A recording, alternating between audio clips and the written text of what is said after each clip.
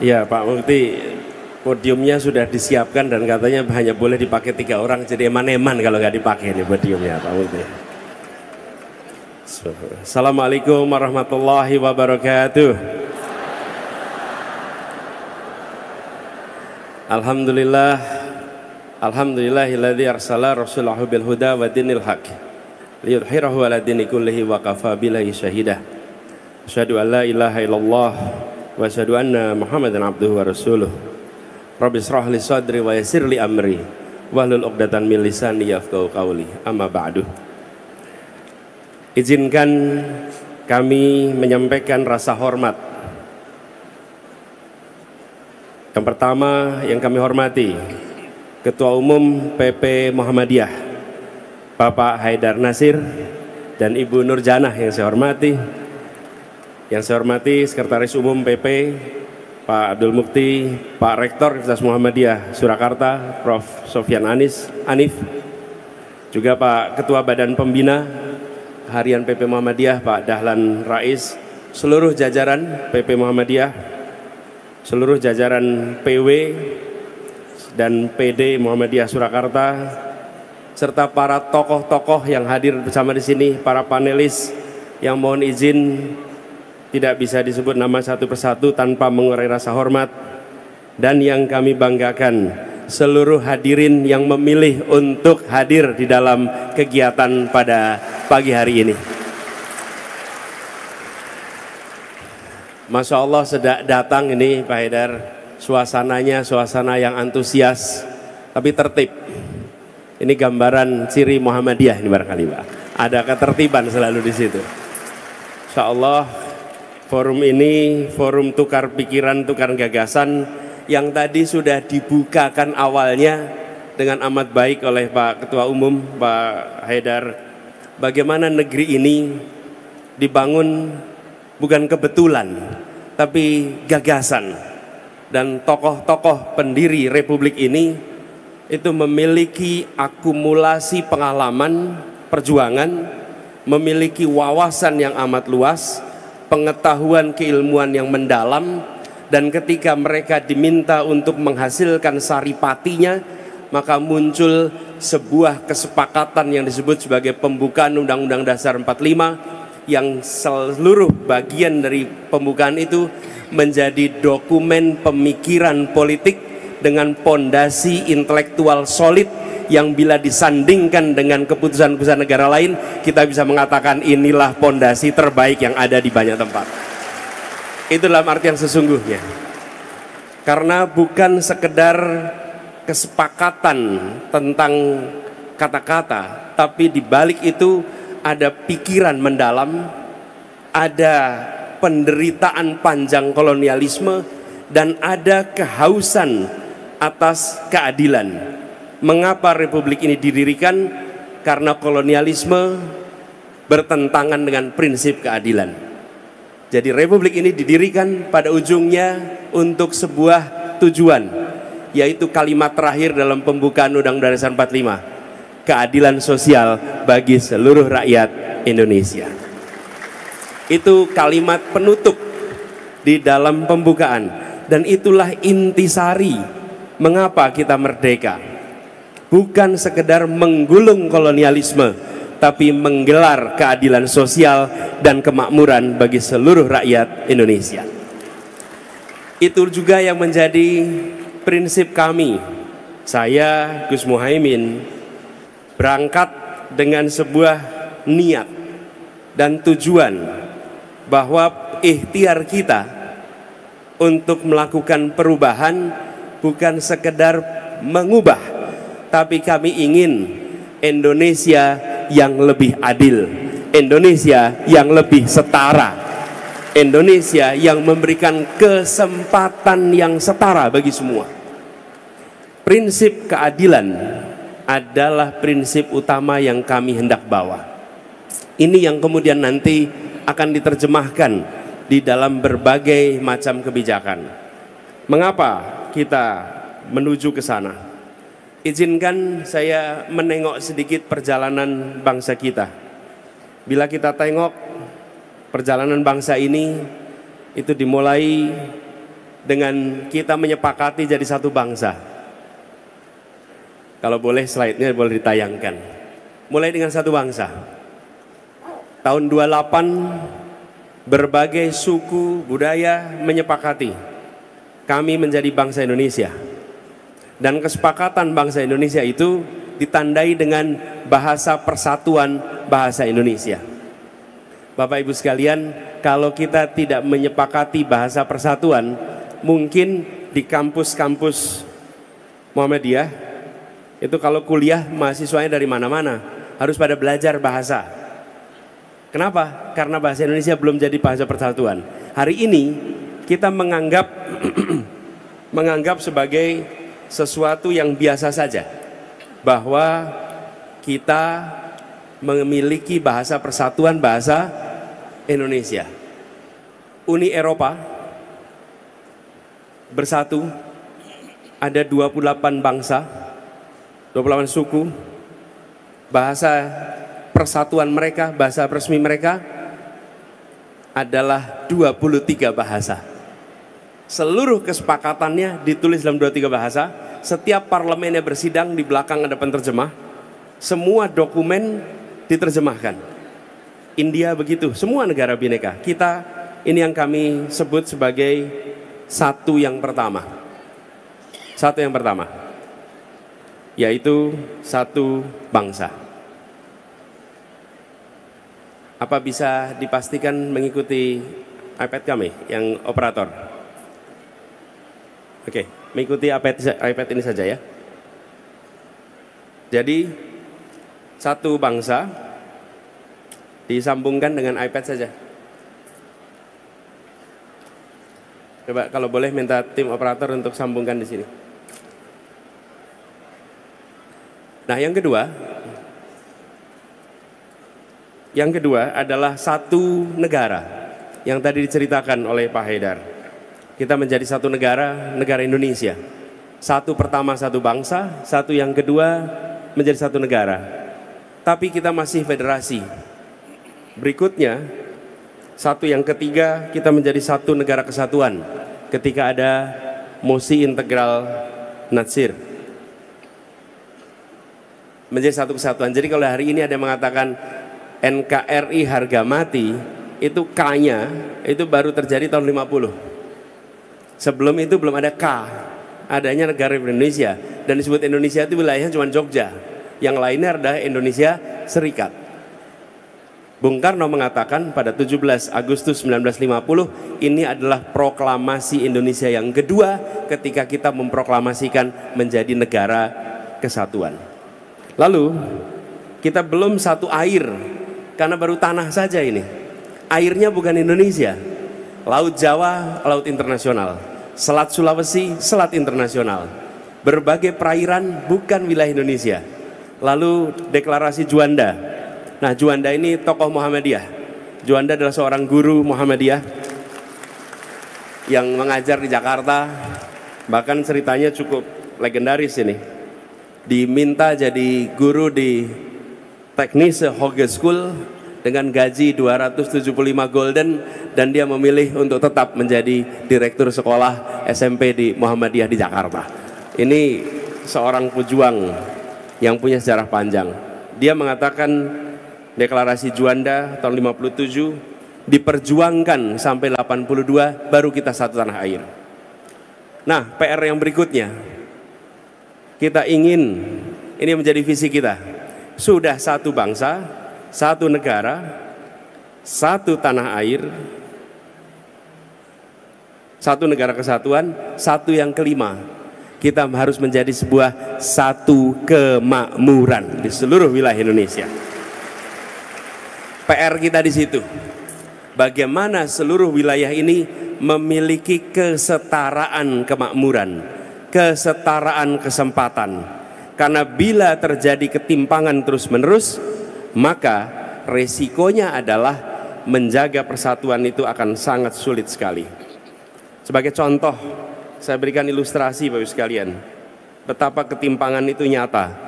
Pembangunan itu tentang manusia, bukan tentang infrastruktur, bukan tentang bangunan, tapi manusianya. indeks pembangunan manusia Jawa Sumatera. Perhatikan tahun 2013 69 skornya untuk Jawa dan Sumatera. Coba perhatikan Kalimantan, Bali, Nusa Tenggara, Sulawesi, Maluku paling kanan bawah. Angka 69 tahun 22. Artinya apa? Ketinggalannya 1 dekade. Bukan soal selisihnya itu 4 poin, 5 poin. Mengejar 5 poin itu 1 dekade Bapak Ibu sekalian. Jadi ini ketimpangan bila tidak dikoreksi, ini belum masukkan pertumbuhan ekonomi. Nanti bisa tunjukkan pertumbuhan ekonomi, lapangan pekerjaan, investasi, dan indikator-indikator lainnya. Masukkan 1 aja, ketimpangan luar biasa. Bapak Ibu sekalian pasti pernah ingat balkanisasi tahun 90-an, Yugoslavia tercerai-berai. Kita ingatnya etnik konflik, itu di ujung. Sebelumnya apa? Disparitas ekonomi yang terus-menerus. Makedonia yang maju, Serbia yang maju, tapi Bosnia, Herzegovina, dan tempat-tempat yang lain, Slovakia yang itu mengalami penurunan yang luar biasa. Ketimpangan itu terus-menerus. Dibiarkan, itu sama seperti mengeringkan hutan, seperti mengeringkan rumput. Cukup ada 1 puntung rokok jatuh, maka rumput itu terbakar, maka hutan itu terbakar. PR kita hari ini, jangan pernah kita mengeringkan rumput Indonesia, jangan pernah kita mengeringkan hutan Indonesia dengan membiarkan ketimpangan itu terus menerus. Apalagi kalau dimasukkan ketimpangan kota desa, ketimpangan kota kecil, kota besar, ketimpangan itu luar biasa. Inilah PR terbesar kita. Karena itu kita ingin menjaga Indonesia utuh, Indonesia tetap satu, dan bangsa ini utuh. Caranya apa? Bukan dengan menekan dan memberikan rasa takut. Kita pernah punya periode di mana ada stabilitas, ada persatuan. Kenapa? Karena ada yang pegang senjata dan mengawasi semuanya. Maka diam dan bersatu. Persatuan yang sesungguhnya itu ditopang dengan hadirnya rasa keadilan. Di situ maka muncul persatuan. Itulah sebabnya kita mengusahakan ke arah sana, kesetaraan dalam semua aspek. Dan ketika kita berbicara kesetaraan semua aspek, maka kita ingin melakukan perubahan yang mendasar. Yang pertama, Bapak Ibu sekalian yang kami hormati, kami melihat perlunya untuk kita mengubah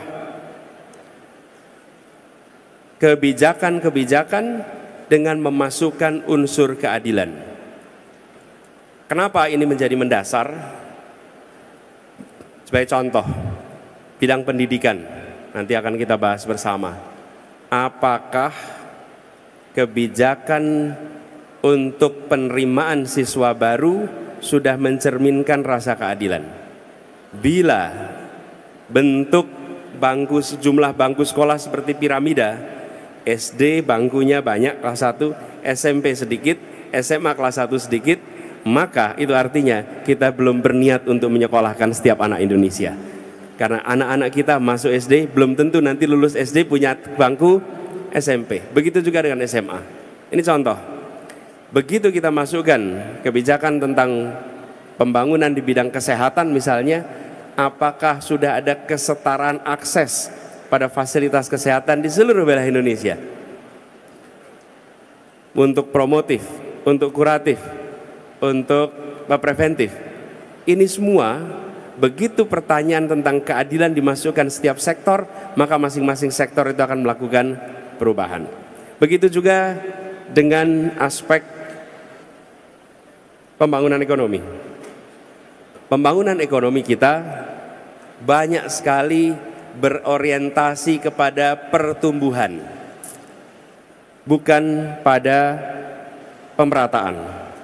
Dan ketika bukan pada pemerataan, maka kita merasakan ekonominya tumbuh, artinya kuenya membesar, tapi potongannya tidak merata.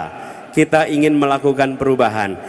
Ya, kuenya membesar, tapi potongan kuenya harus rata dirasakan oleh semua. Dan itu artinya pertumbuhan dan pemerataan. Inilah yang kita ingin kerjakan bersama-sama. Jadi pendekatannya berubah. Dari pertumbuhan semata-mata menjadi pemerataan dan keberlanjutan. Begitu juga dengan sektor.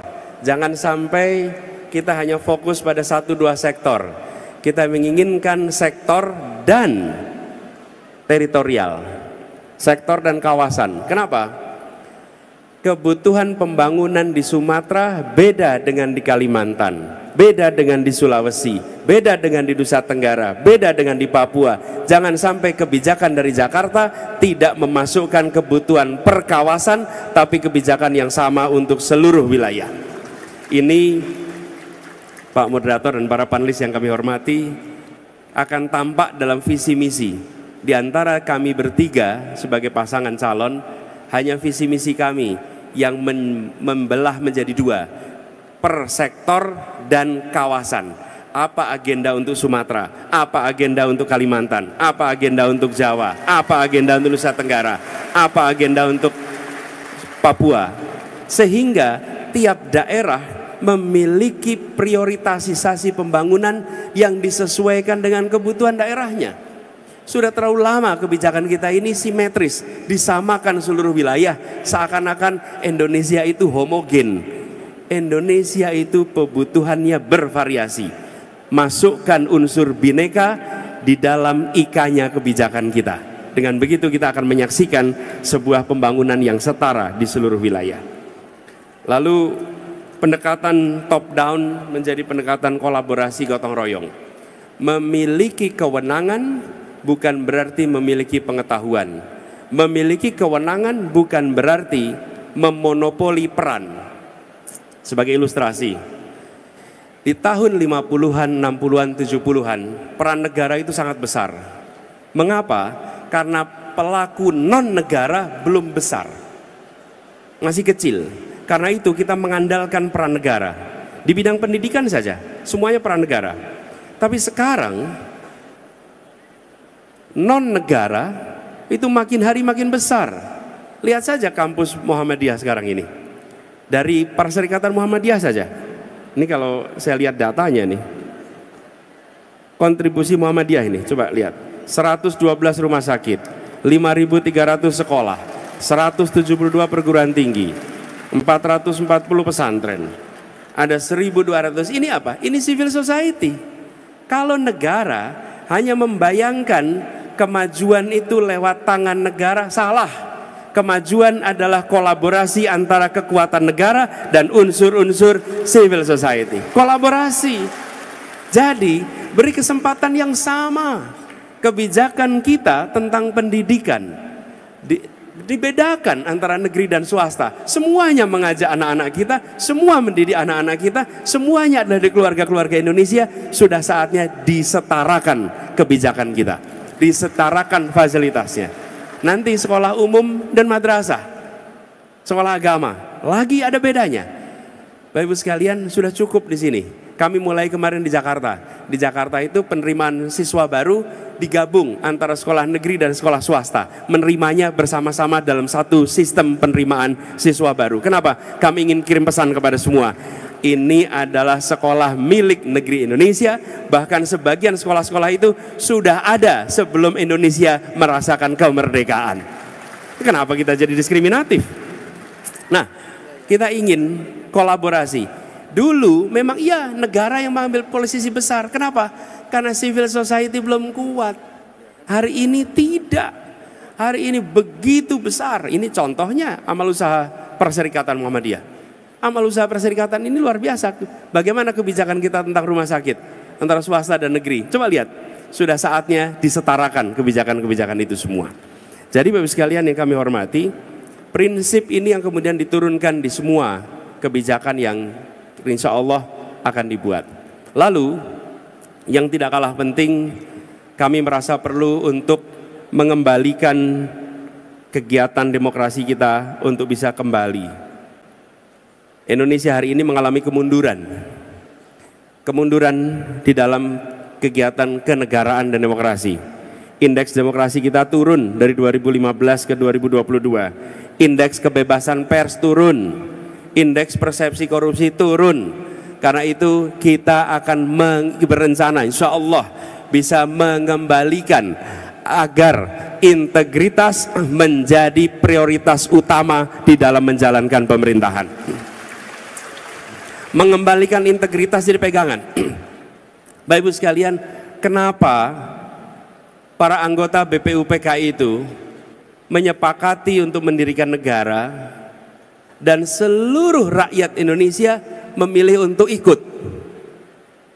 Para sultan, para sunan, para raja di seluruh Indonesia mengatakan kami ikut.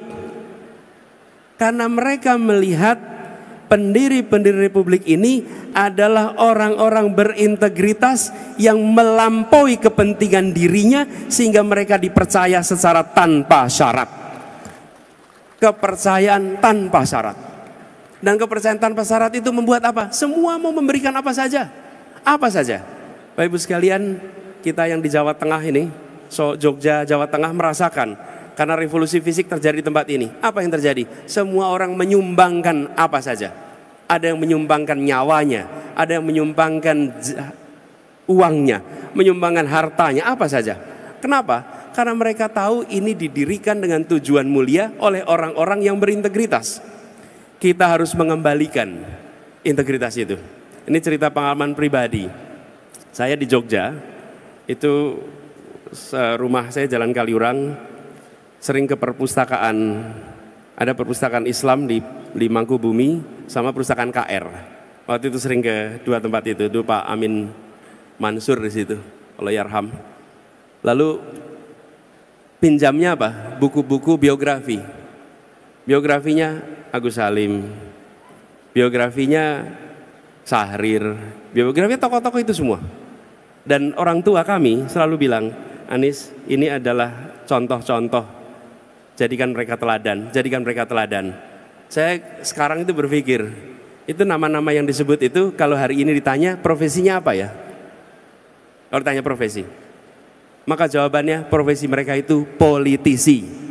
Politisi.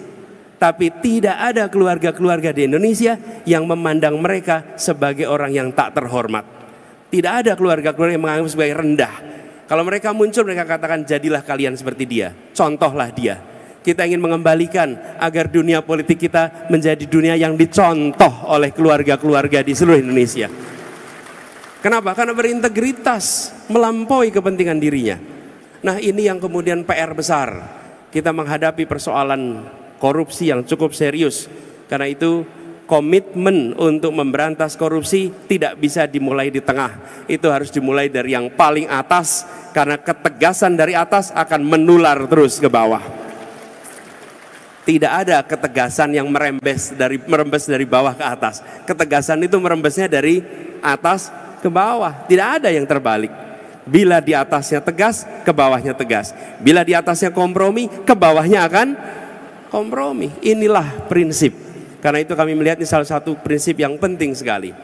Yang kedua, sekalian, mensinkronkan antara apa yang dikerjakan di pusat, di provinsi, di kabupaten kota.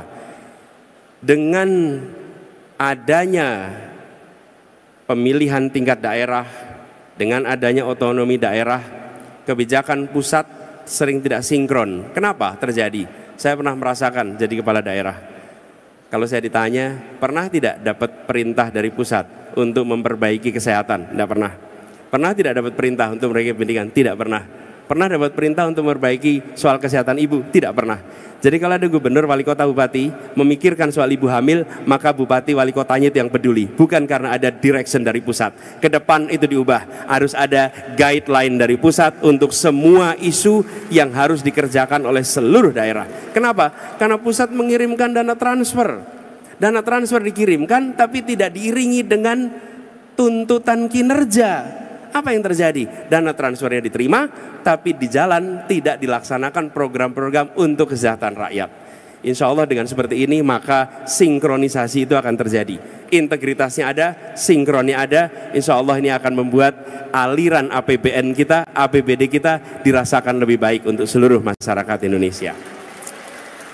Boleh diaminkan, boleh diaminkan. Baru kali ini amin diaminkan, Mas ya. Nah, kemudian sekalian, kita menyaksikan juga bagaimana kebebasan dalam demokrasi mengalami penurunan.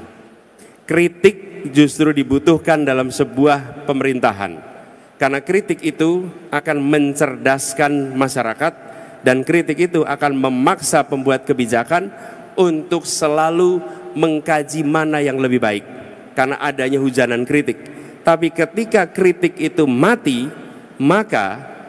atau dimatikan, maka yang sesungguhnya terjadi, kebijakan itu kualitasnya mengalami penurunan.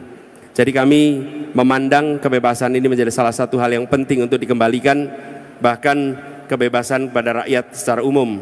Jangan sampai menyebut Indonesia dengan istilah Wakanda, dengan istilah Konoha, hanya karena kita tidak berani menyebut nama Indonesia karena khawatir ada undang-undang ITE yang memprosesnya. Insya Allah undang-undang yang membelenggu kebebasan itu yang akan direncana untuk direvisi di kedepannya.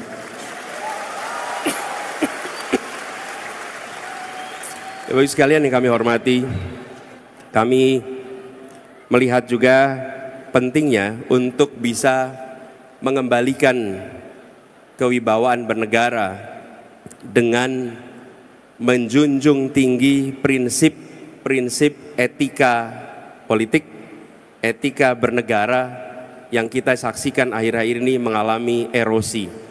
Komitmen itu harus dijaga, dan itu artinya menjaga agar kepentingan-kepentingan non negara jangan sampai mendominasi keputusan-keputusan yang diatur oleh pemerintah. Dalam bahasa sederhana, teknokrasi yang akan memimpin proses, baru kemudian keputusan politik, baru kemudian pasar mengikuti. Bapak Ibu sekalian kami hormati, itu saja sebagai pengantar untuk diskusi pada pagi hari ini. Insya Allah nanti kita berdialog, nanti dalam dialog kami sama-sama dengan Gus Muhaimin untuk merespon, menjawab apa yang nanti akan disampaikan oleh panelis. Terima kasih atas kesempatan perhatiannya. Nasrul minallah, fatun qarib. Assalamualaikum warahmatullahi wabarakatuh. Waalaikumsalam warahmatullahi wabarakatuh. Terima kasih Mas Anies atas paparannya, dan alhamdulillah beliau